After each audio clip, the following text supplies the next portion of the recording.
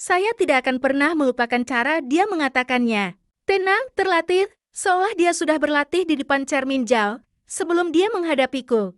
Aku ingin bercerai, gumamnya sambil membetulkan borgol ke meja barunya. Kau tak cukup bagiku. Kamu membuatku malu. Kalimat terakhir itu menusuk lebih dalam dari pengkhianatan apapun yang pernah kubayangkan.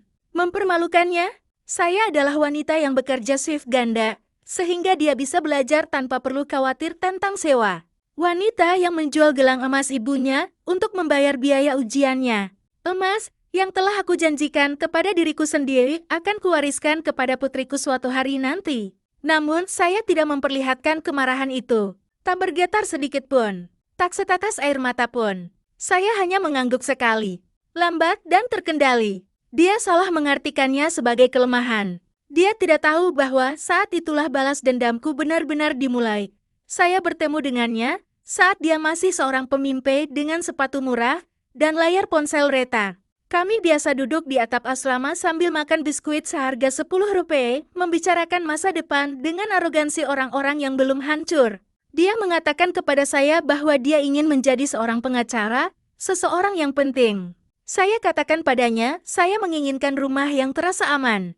Dia meraih tanganku, menciumnya dengan lembut, dan berkata, "Kita akan melakukan keduanya, saya percaya padanya." Saat kami menikah, keluarga saya memperingatkan saya bahwa dia ambisius dan melahap semua hal di sekitarnya. Saya menyebutnya gairah. Mungkin aku hanya ingin dibutuhkan. Mungkin aku ingin dia menatapku dengan cara yang sama seperti dia menatap buku-buku hukumnya dengan rasa lapar. Selama 5 tahun, saya membayar semua tagihan. Buku, bimbingan belajar, pakaian, yang membuatnya terlihat profesional. Saya yang urus rumah, belanja kebutuhan sehari-hari, dan berdebat dengan tuan tanah. Dia tidak menangani apapun kecuali gelarnya. Lucunya bagaimana orang berubah setelah mereka mencapai kehidupan yang Anda bangun untuk mereka. Tanda pertama berukuran kecil. Dia mulai pulang terlambat. Kelompok belajar, katanya. Lalu dia mulai mengoreksi bahasa Inggris saya di depan orang lain. Lalu dia bilang padaku untuk tidak datang ke wisudanya karena kerumunan orangnya akan terlalu besar untukmu. Terlalu besar untuk saya? Aku telah melewati badai kehidupan bersamanya. Sebuah panggung terlalu berlebihan. Namun, saya tetap diam. Bukan karena saya buta, karena saya sedang menonton. Konfirmasi terakhir datang dalam bentuk pemberitahuan, pantulan pesan yang menerangi layarnya saat dia mandi. Seorang gadis dari perusahaannya. Sebuah catatan suara, menyenangkan, akrab, intim. Dia tidak pantas untukmu. Kamu sudah tumbuh lebih besar darinya. Itulah malam ketika hatiku mengeras menjadi sesuatu yang tajam. Alih-alih menghadapinya, saya membuat teh dan bertanya, apakah dia ingin gula lagi? Dia tidak pernah menyadari caraku tersenyum. Saya mempelajari setiap kelemahan yang dimilikinya, setiap ketergantungan finansialnya, setiap dokumennya. Dia tidak pernah mau repot-repot mengerti karena saya yang menanganinya. Dia berasumsi uang datangnya tiba-tiba. Dia tidak tahu bahwa sejak hari pertama aku menyimpan struk belanjaku. Dia tidak tahu sewa apartemen, tagihan-tagihan, registrasi mobil, semuanya atas nama saya.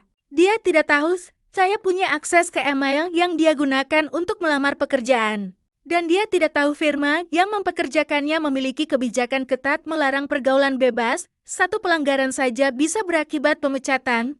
Balas dendam, saya pelajari, bukanlah kemarahan. Balas dendam adalah kesabaran yang disertai senyuman sopan. Pertama, saya berhenti membayar sewa secara diam-diam. Pemilik rumah meneleponnya karena nomor saya tidak tercantum lagi. Seorang pengacara yang tidak dapat membayar tagihannya. Sungguh memalukan. Lalu saya mengirim email sopan dan anonim ke Departemen SDM perusahaan, berisi tangkapan layar pesannya kepada kekasih barunya. Tidak ada yang dramatis, hanya fakta, bukti, garis waktu. Mereka menskorsnya sementara mereka melakukan penyelidikan. Saya hampir bisa mendengar kepanikan dalam keheningan yang memenuhi apartemen kami. Berikutnya datang pemogokan keuangan. Saya hitung setiap rupiah yang saya belanjakan untuknya selama 5 tahun dan serahkan berkasnya ke pengacara saya untuk penggantian biaya berdasarkan kontribusi pasangan. Itu tidak dijamin, tetapi pengacara saya lebih baik darinya, lebih pintar, lebih lapar. Dan kemudian pukulan terakhir, hari ketika dia datang kepadaku, acak-acakan dan pucat. Dia tampak seperti lelaki yang pertama kali kutemui, Hanya saja sekarang dia tidak sedang bermimpi. Dia tenggelam. Kau melaporkanku, bisiknya. Tidak, kataku tenang. Aku membongkar rahasiamu. Ada bedanya. Dia terduduk lemas di kursi. Kenapa? Kenapa kau lakukan ini?